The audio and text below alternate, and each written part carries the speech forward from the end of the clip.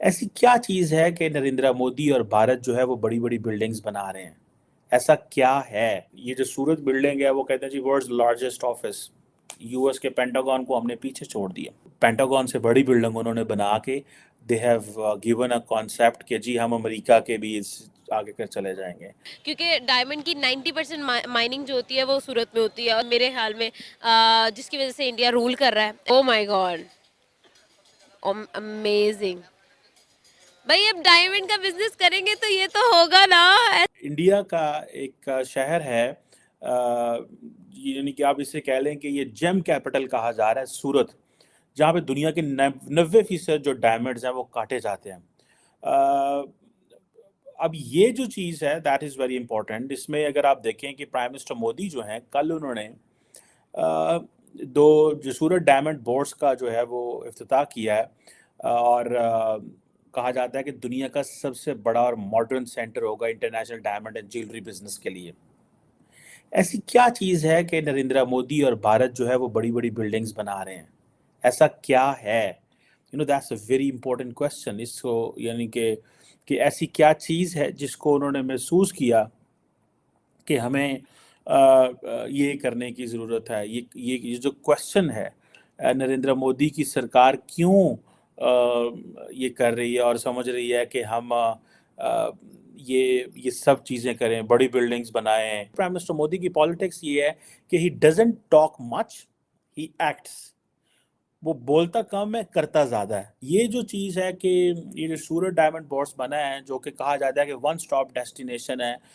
65,000 diamond professionals, cutters, पॉलिशर्स, traders वहाँ पे आएंगे और बैठेंगे। ये जो 65,000 डायमंड प्रोफेशनल्स हैं, ठीक है जी, ये 35 एकड़ लैंड पे कहा जाता है कि ये इन्होंने ये बनाया है, और इसका उन्होंने इफ्तिताह किया है। तकरीबन ये 15 स्टोरी कॉम्प्लेक्स है, और ये 35 एकड़ ऑफ लैंड उन्होंने दिया है इसको। ठीक है जी, तकरीबन $400 मिलियन लगाया उन्होंने।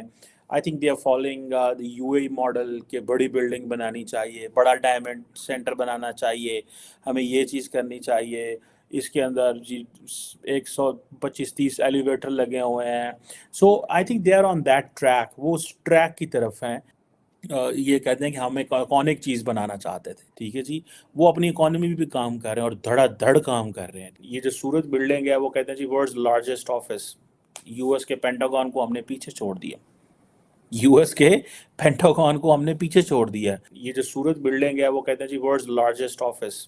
यूएस के पेंटागन को हमने पीछे छोड़ दिया।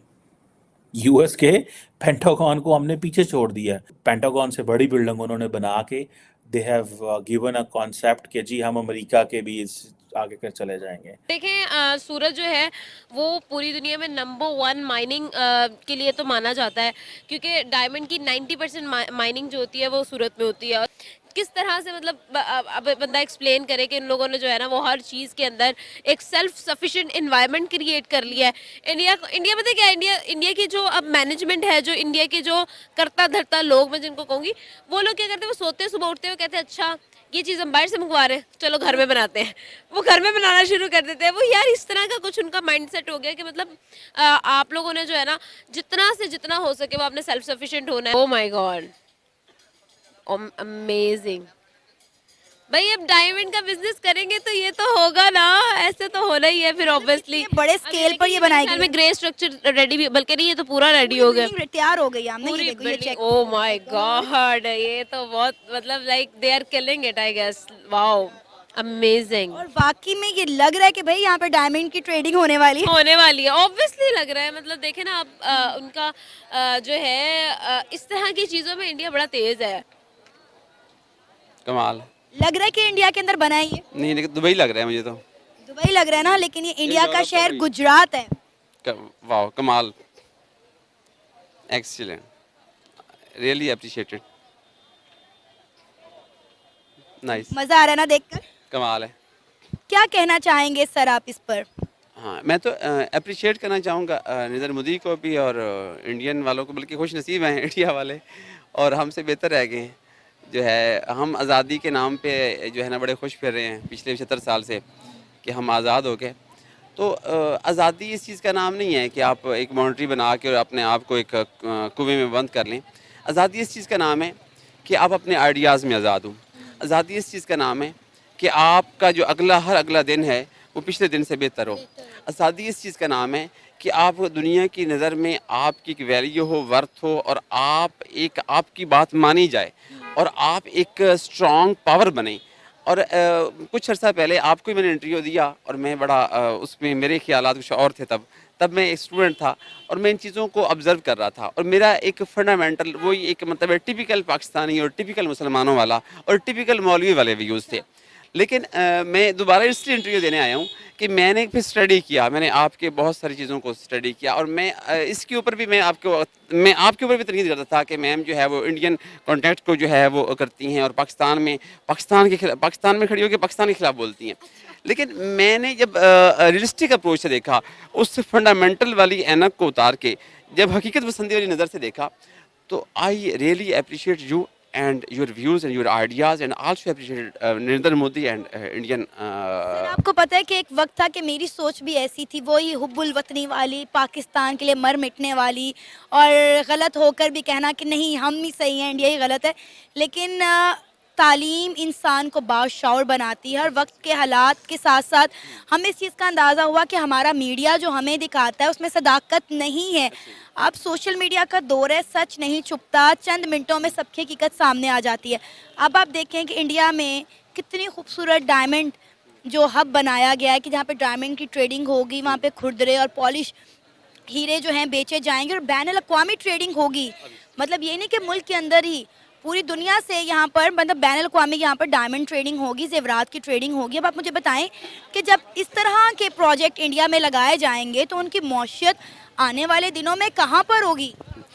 ऑब्वियसली मैं दुबई में रह के आया हूँ और दुबई में इंडियन लोगों को प्रेफरेंस दी जाती है और हम अक्सर रोना होते हैं कि पाकिस्तानियों की इज़्ज़त नहीं है या पाकिस्तानियों को वहाँ पे डिग्रेड। तो हम अपनी हरकतों से, अपने करतूतों से और अपने अमलों से और अपने नॉन प्रोफेशनल बिहेवियर की वजह से वहाँ पे डिग्रेड होते हैं और इंडियन पे लोग ट्रस्ट करते हैं और चूँकि दे आर प्रोफेशनल पीपल। और इंडिया गवर्नमेंट के ऊपर अच्छा पहले ही वहाँ पर इन्वेस्टमेंट पूरा यूरोप और बहुत सारे इन्वेस्टर्स इंटरनेशनल इन्वेस्टर वहाँ पर इन्वेस्टमेंट कर रहे हैं और बहुत सारे इंटरनेशनल कंपनीज मल्टीनेशनल कंपनीज वहाँ पे अपने प्रोडक्शन प्लांट लगा के बैठे हुए हैं, जबकि पाकिस्तान में उनमें से कोई एक भी नहीं है। तो उसकी वजह ये है कि वहाँ पे वो सिक्योर फील करते हैं, वहाँ के लोग प्रोफेशनल हैं, वहाँ के लोग उन तमाम रूल्स को, बिजनेसमैन के रूल्स को, वहाँ पे वो लोग तंग नज़र नहीं हैं। अमेरिका का पेंटागन दुनिया का सबसे बड़ा ऑफिस था। अमेरिका का जो डिफेंस से रिलेटेड काम है वो पेंटागन में ही होता था, लेकिन अब उस बिल्डिंग को भारत ने पीछे कर दिया है, जिसको सूरत डायमंड बोर्स ने पीछे कर दिया है।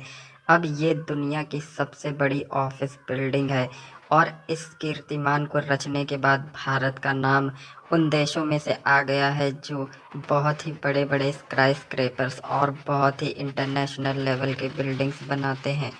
इस बिल्डिंग में दुनिया भर के 90% से भी ज़्यादा डायमंड को प्रोसेस, कटिंग, पॉलिशिंग जैसे काम किए जाएंगे और साथ ही साथ यहाँ पर सिंथेटिक डायमंड्स भी बनाए जाएंगे। इससे इंडिया की इकोनॉमी को बहुत ज़्यादा बूस्ट मिलेगा और क्योंकि डायमंड बिजनेस बहुत ही प्रीमियम काम है, इसलिए इसमें बहुत ही ज़्यादा वेल्थ क्रिएशन भी होने वाला है भारत के अंदर और दुनिया भर से यहाँ पर लोग आएंगे डायमंड परचेज के लिए। इस पर पाकिस्तानी मीडिया का कहना है कि एक तरफ भारत जहाँ हर रोज़ नए नए रिकॉर्ड बना रहा है, ऊंची से ऊंची इमारतें बना रहा है, वहीं दूसरी तरफ पाकिस्तान का कुछ भी नहीं हो रहा है। हम अभी भी IMF के प्लान के तले दबे हुए हैं। पूरा देश कर्ज में डूबा हुआ है, महंगाई बहुत ही ज़्यादा है और उसके ऊपर पाकिस्तानी आर्मी वैसे ही एक्सप्लॉइट कर रही है पाकिस्तानी पब्लिक को, जैसे वो 75 सालों से कर रहे थे, जैसे वो 75 ईयर्स से कर रहे थे। तो पाकिस्तान के लिए तो अभी अच्छे दिन दूर दूर तक नज़र नहीं आ रहे।